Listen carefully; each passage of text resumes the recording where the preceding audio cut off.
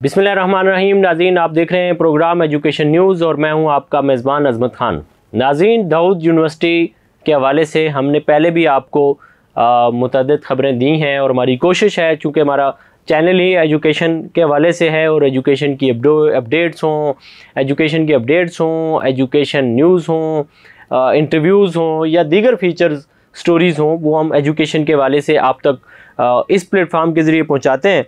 और आज जो स्टोरी हम आपके साथ इसमें शेयर कर रहे हैं वो ये है कि दाऊद यूनिवर्सिटी की इंतज़ामिया ने गुज़िश्ता दिनों मोकर अखबारात में एक इश्तिहार जारी किया था, जिसमें उन्होंने ऐलान किया था कि यूनिवर्सिटी का जो स्क्रैप है, ये स्क्रैप हम स्क्रैप चिलर जो है, ये इस तरह की जितनी भी चीज़ें हैं वो हमने फ़लाँ सेमिनार हाल में रख दी हैं और 5 मई से लेकर 15 मई तक जो भी बिडर्स हैं वो आ करके ये सामान देख सकते हैं और इसके लिए वो अपनी जो बिड है वो जमा करवाएंगे। उसकी रकम है 10 लाख रुपए। वो 1 मिलियन रुपए की ये रकम जो है, इसका पे आर्डर लेकर के आएंगे। फिर उसके बाद जो प्रोसीजर होता है, उस प्रोसीजर के तहत यानी कि जो सबसे ज़्यादा रेट देता है वो क्वालिफाई कर जाएगा और उसको वो मिल जाएगा। और जब वो क्वालिफाई करेगा तो उसी वक्त वो 25% रकम जो है उसका पे आर्डर मज़ीद दे देगा और बाकी भी फिल फॉर जो है वो इस तरतीब को आगे चलाया जाएगा और 2-3 दिनों में मामला सारा क्लियर किया जाएगा। लेकिन इसके साथ हुआ ये कि उन्होंने ये भी कहा कि जिन लोगों को नहीं मिलेगा, जो बिड को क्वालिफाई नहीं कर पाएंगे, उनसे उनको उनके जो पे आर्डर हैं वो वापस किए जाएंगे। लेकिन हुआ ये कि बहुत सारे बिडर्स वहाँ पे आए और वो जब ये पे आर्डर बनवा के लाएँ तो इंतज़ामिया ने उन्हें कहा जी नहीं, ये 10 लाख का पे आर्डर ना बनवा के लाएँ, आप 1 लाख रुपए का पे आर्डर बनवा के ले आएँ और आपको ये देते हैं। इसके अलावा भी दीगर बहुत सारी इसमें खिलाफ ज़ाब्ता चीज़ें सामने आई हैं, जिस पर बहुत सारे बिडर्स ने जो है वो अपने वीडियो बयान भी जारी किए हैं। वो भी हम आपको सुनाते हैं, उनके वीडियो बयान आप सुने, फिर उसके बाद आपको बताते हैं। अस्सलाम वालेकुम। ये इन्होंने पर्ची में भी दिया गया है 10 लाख रुपए का पे ऑर्डर है।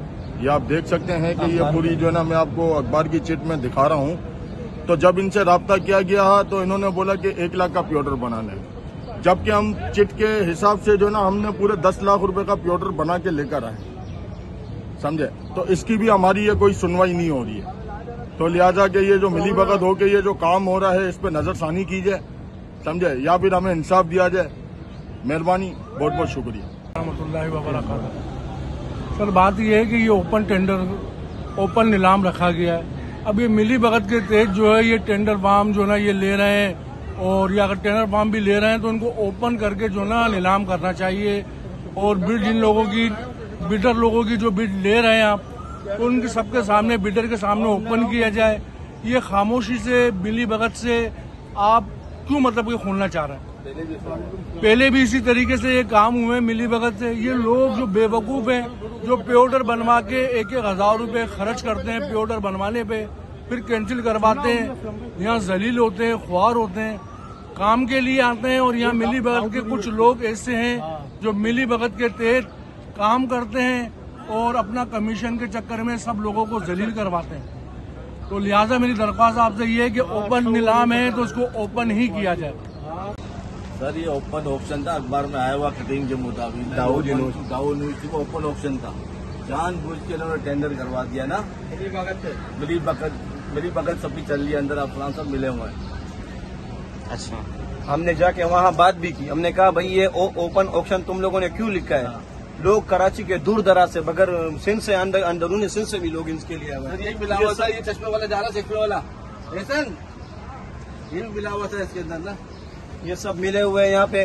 फिर जब मैं टेंडर डालने गया तो बोल रहे कि टाइम खत्म हो गया। ये कैसे 2 बजे लिखा हुआ था? 2 बजे तो इन्होंने ओपन ऑप्शन का लिखा था। फिर अभी वो पेडर भी कैंसिल वापस करनी है, बोलते कल डायरेक्टर साहब आएगा। जब इतना बड़ा इश्तिहार दिया हुआ है, डायरेक्टर साहब खुद ही गायब है, इसका कसूरवार कौन है?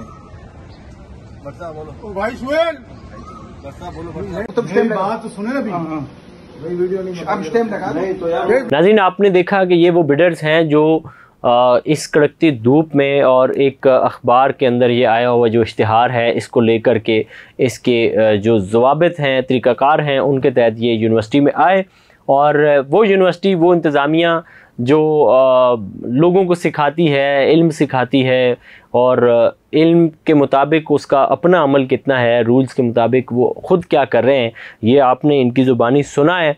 और ये इस तरह की खिलाफ ज़ाब्ता चीज़ें जो हैं वो सामने आ रही हैं यूनिवर्सिटी में, और ये तब से आ रही हैं यूनिवर्सिटी में इस तरह की चीज़ें जब से डॉक्टर आसिम हुसैन की अहलिया जो हैं वो इस यूनिवर्सिटी में, डॉक्टर समरीन हुसैन, वो जब से आई हैं यूनिवर्सिटी में, इस तरह की चीज़ें, यानी कि स्क्रैप है उसको उठा के बेच दो, ये डेली वेजेस पे लोग हैं उठा के निकाल दो, ये कॉन्ट्रैक्ट पे लोग हैं बाहर कर दो, ये सीटें खाली हैं बाहर से बंदे भर्ती कर लो। आपको पता है कि ये सारी चीज़ें वो हैं जो कहीं ना कहीं अपने साथ मफादात को भी लेकर के आती हैं। ये सारे वो काम हैं जिनके साथ माली मफादात जुड़े हुए हैं, और इनमें इन उमूर से ये जो सारे अंजाम दिए जा रहे हैं, इनमें रिश्वत सतानी का ज़िक्र भी बिल्कुल वाज़े और सामने है।